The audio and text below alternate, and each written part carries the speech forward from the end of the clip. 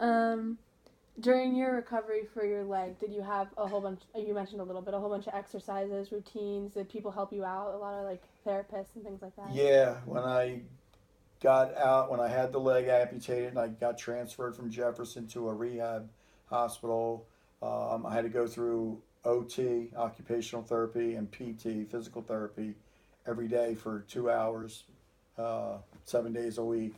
And then when I got out and I came home, I had to get OT and PT at home, and they came out 3 days a week.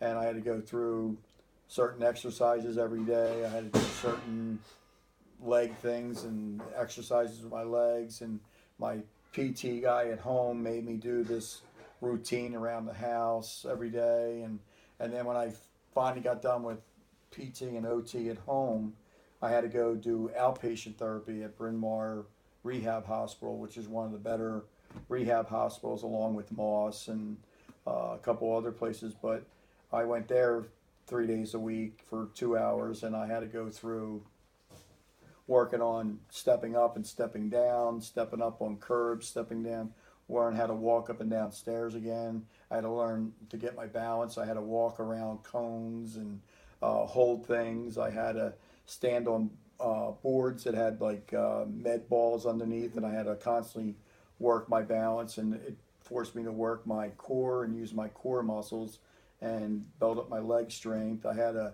ride a stationary bike every day, and then I had to go and one day a week we did nothing but work walking up hills and down hills and up and down stairs, and every month, because I went there for 5 months, every month we did a end of the month evaluation where I got retested and went through all the steps that I had to go through, and then they graded me, and every month I had to get graded higher to keep progressing, and if I didn't, then they'd have to change things. But luckily I did do things the way they wanted me to, and I progressed. And I was only there for 5 months for PT.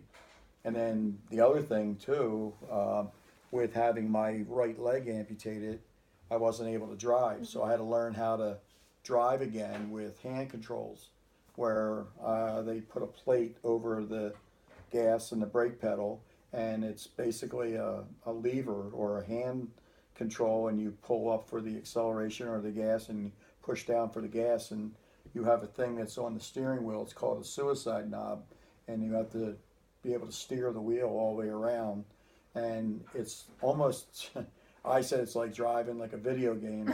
You have to constantly pull up and push down on the gas, and now I get in and it's just second nature. Yeah. But I had to learn how to drive again to be able to drive, and two was to get my independence back Yeah. and not rely on people to get me around, that I'm able to go and come and go like I was used to. And but I one time I tried to drive without using the suicide knob, and it felt weird. I was like, I had to go back to put my hand on it because I got so used to Yeah. driving with it. It's just second nature now. Now I get in and I don't even think about what I'm doing. It's just, I just do it. Yeah. You know, but it does. It's a disease that does change your life. It's you take things for granted until you don't have them or can't do them anymore, and gives you a different perspective of it. And I tell people all the time now, like I say, oh, well, I went to the doctors and they said, oh, I might be diabetic, I might be type 1. I was like, well, you don't want to get to this point, or you don't want to get to where it controls and changes you, and Yeah. do what you got to do now. So, but I've taken a different outlook on life now. I look at everything differently, and I get up and people always say there's that saying, oh, I get up every day and put my pants one leg at a time. Well, I put my leg on first, and then I put my pants on one leg at a time, and okay, what's today going to bring?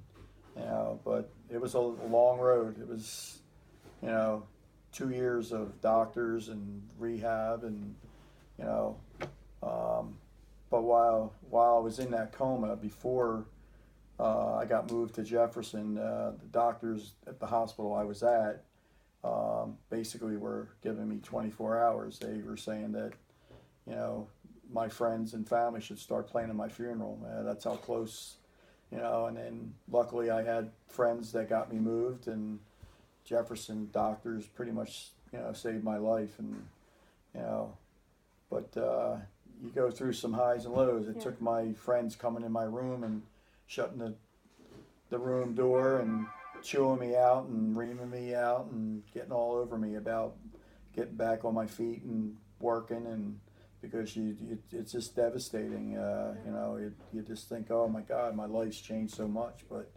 you know, finally when they came in and yelled at me for an hour, and you know, I just realized that I needed to do what I needed to do, and that from the next day on, I just started working. And the funny thing was, with all my years with coaching, my physical therapist at home, and then when I went to Bryn Mawr, every time I had an off day or I wasn't working the way they wanted me to, first thing they would say, well, what would you say to your girls? What would you say to your, you know, your girls team at practice if they weren't working? And they would use my coaching against me. So my girls and my coaching and my teams helped me get through it too, as far as pushing to, you know, to get back on my feet.